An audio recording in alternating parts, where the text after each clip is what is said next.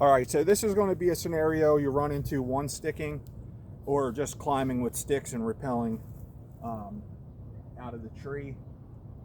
You have a straight tree and there's no branches underneath of it, and you know, this is an advantage of one sticking where you can climb up to the canopy 35 feet up or so and get into some cover late season. My pullback rope, I have a dump pouch that my Doyle's gear hoist sits in on the bottom, and then we have a hole cut through so that my rope can come out. And this is the Dynaglide. I replaced the rope, and it's just a little stronger and doesn't stretch like the normal Doyle's rope would. And I like how it's colored. I can see it really nice. When I climb the tree, I have this rope hooked to my bow, and when I get all set up, I pull my bow up, and then it just, you know, just sits in the pouch till the end of the hunt. And then at the end of the hunt, I lower my bow using my climbing line, and then hook into the back side of the knot. You never hook into the carabiner. You always want to go behind your scaffold knot or whatever knot you want to use.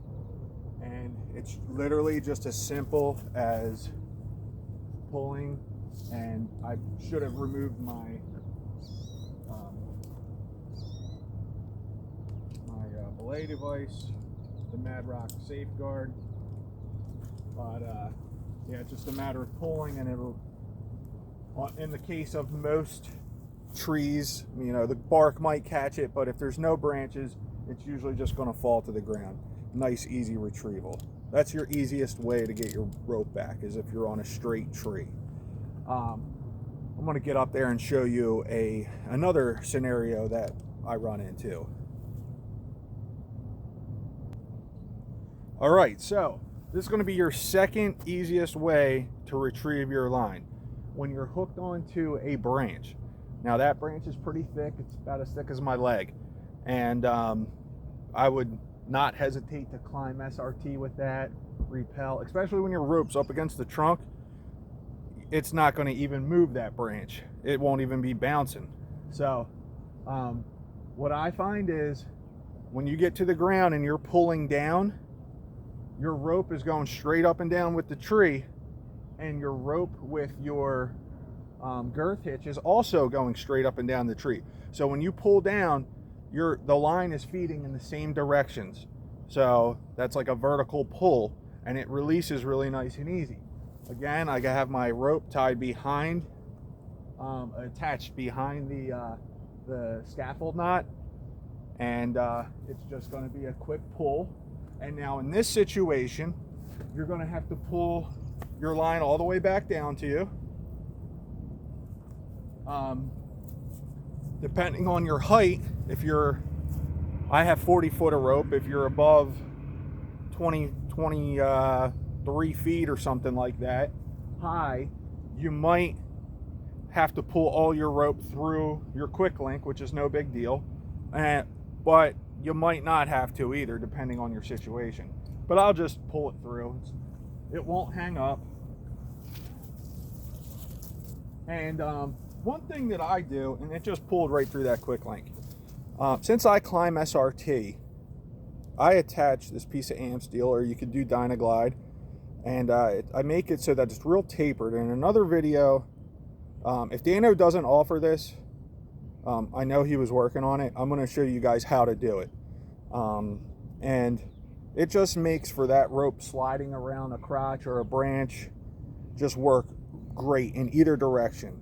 And it really has saved me. I haven't had anything hang up this year. Last year, I was just attaching like hitches, a clove hitch to the line, and sometimes it would get caught and just right at that knot and just eventually separate it. And now you're stuck at the base of the tree with no line in the tree. So that's where the one sticking has just changed it for me, changed my hunting capabilities, because that is my platform, and it's also you know, how I get up a tree if I don't have a paracord preset or something goes wrong with trying to get my line up there. So that's how I'm getting bailed out.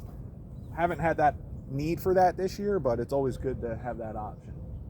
And then, yeah, I would just tie my paracord onto this, that if I wanted to leave behind a loop for a future hunt, or I would pull my line up and climb SRT if I already had that paracord loop there. But that is another one that comes back pretty easily. And the thing is, whenever you're around a branch at hunting height, and maybe you had to do several jumps, there's branches below you that you had to jump to get up to that, they are not a factor after you rappel down. You only need to worry about where your line is, what's directly under it, the first obstruction, whether it's a crotch or one branch. Then from there, you don't have to worry about anything, as long as your line's going straight down to you and it's not wrapped around any other branches. So that, you need to keep that in mind. All right, so here's another scenario that I see a lot, where I girth hitch a tree, maybe at a crotch or above a branch, and I feel nice and secure there. But when I get down, the more friction you have up there, the more chance the harder it might be to break that girth hitch free.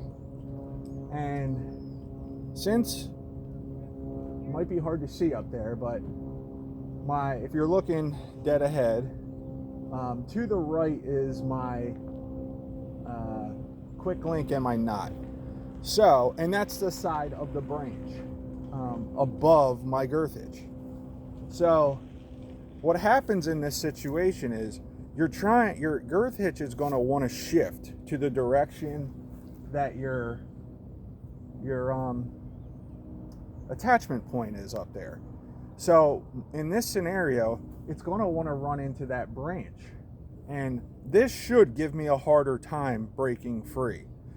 Generally, if I have this situation, right before I descend, I try to just adjust it so that it's further to the left. That way my girth hitch has some freedom to move over towards that branch, to give it more room just to give it better chance of breaking free before it runs into that branch. Because once it hits that branch, now you got a lot of friction. But being that it's only about 12 foot up there, I should still be able to get it. So let's see. Okay, see, it's a lot harder. Okay, I still was able to get it, but it was a lot harder to just break it free, because it would run into that other bigger branch up there. So again, I would try to just move over a little bit and give it more freedom to expand. And the only situation you're going to run in where it's a little tougher than that is if there's multiple branches that you're girth hitched around up top at height, and it's a real heavy bark tree, and it's 35 foot up there, and it's just a lot harder to break free, but it's still easy. You should be able to do it if you position it properly and know what you're up against. And that's it, guys. So if you have any questions, feel free to ask. All this equipment here, everything I use is found on the link in the description at Eastern Woods Outdoors, and it's just been working flawless for me. And the Scout platform with like 3 scroll steps is just absolutely working perfect for getting around the tree, and just comfort. It's hard to believe. The ring of steps gets you around the tree and it's pretty comfortable sitting, but if you need to stand up and make an adjustment, it's really pain.